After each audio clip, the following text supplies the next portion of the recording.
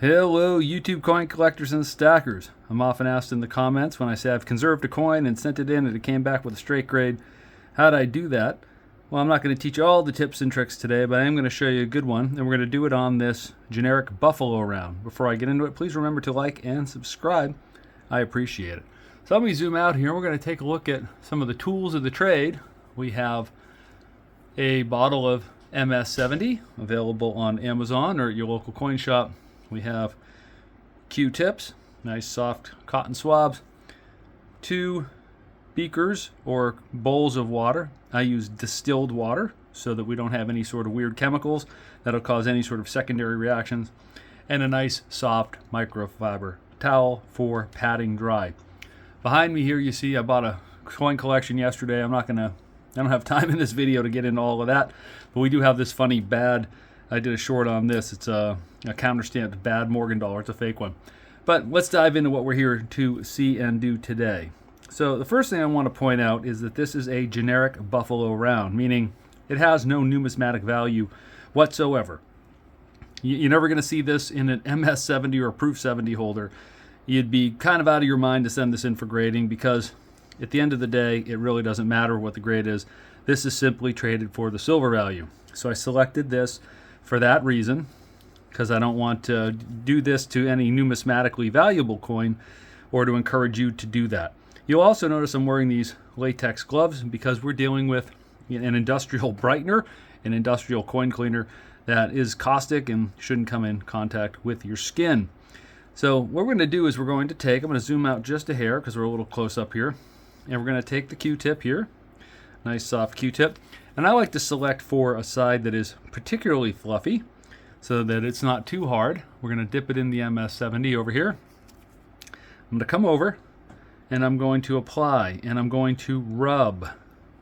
I don't want to rub it. I mean, I'm going to roll. That's what I meant to say, roll. See, I'm rolling and rolling and rolling. And by rolling, we're going to really help to reduce or prevent any kind of hairlines as we come around. We can see all of this toning, or some people would call this toning the nasty word tarnish, but we can see how that all coming off. We're going to go ahead and dip the other side and apply. And we can already see the mirror finish of this proof coming through on. And just apologize for this thing coming in and out of focus. I think just because of the brightness of this, it's having trouble staying focused. So we're going to let the brightener stay on this side for a moment, and we're going to flip over, and we'll go to the heads side of this generic buffalo round, and we'll just roll again. Rolling, rolling, rolling, rolling, rolling, rolling. And we can see how much that's brightening up right away. Rolling, rolling, rolling. We don't rub. We roll. Let the chemicals do the work. Don't remove this stuff mechanically. If you remove it mechanically, you're going to leave hairlines. Again, this is a non-numismatic item. At the end of the day, this doesn't matter at all. Let me get a fresh Q-tip here. Look at the difference on that. Pretty wild, right? We're going to come in again with some fresh, and we roll, roll, roll. We don't rub, rub, rub. Roll, roll, roll, roll. Let me see if I can keep this in focus. And you can see the absolutely startling difference now as we get the last of this tarnish or toning off of here. Let's go back to the buffalo side. And that's a really nice cameo. We do have some additional things happening with this that may or may not come off with the MS70, but we still have a little bit there as well. So kind of getting that off. Rolling that off. Still looks better. Now what would I do to get the rest of this off? Well, we'll see in a moment. But before I do anything else, that's pretty good. I'm going to take this. Let me zoom out of here. And we're going to give it a rinse in the distilled water. Let me zoom out a little bit more so you can really see. We're going to rinse that in there. Really get that off. And you notice I have one of these is pretty big and the other one's pretty small. That's on purpose. I want the big one to really suck up most of the chemical load.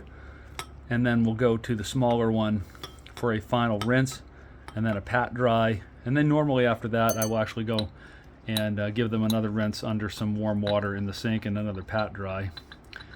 So that's pretty good. Let's bring them over here and give it a nice pat dry there. Yeah, we're not rubbing anything. We're pat drying, pat drying. Nice absorbent microfiber towel. Sucks up all that water, get some of the water off the glove.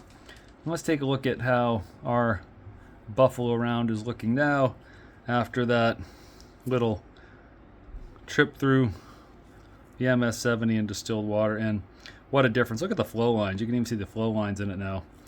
It is a remarkable difference in how this looked before and after. You can see the water evaporating off because my gloves are still a little wet. You can see the water there on the buffalo, so we'll pat that off. And at this point, I can actually take the glove off, which would be very helpful in both handling this and keeping it from fogging up. So that's it. If I wanted to brighten this up a little bit more, I might hit it with a little e-zest.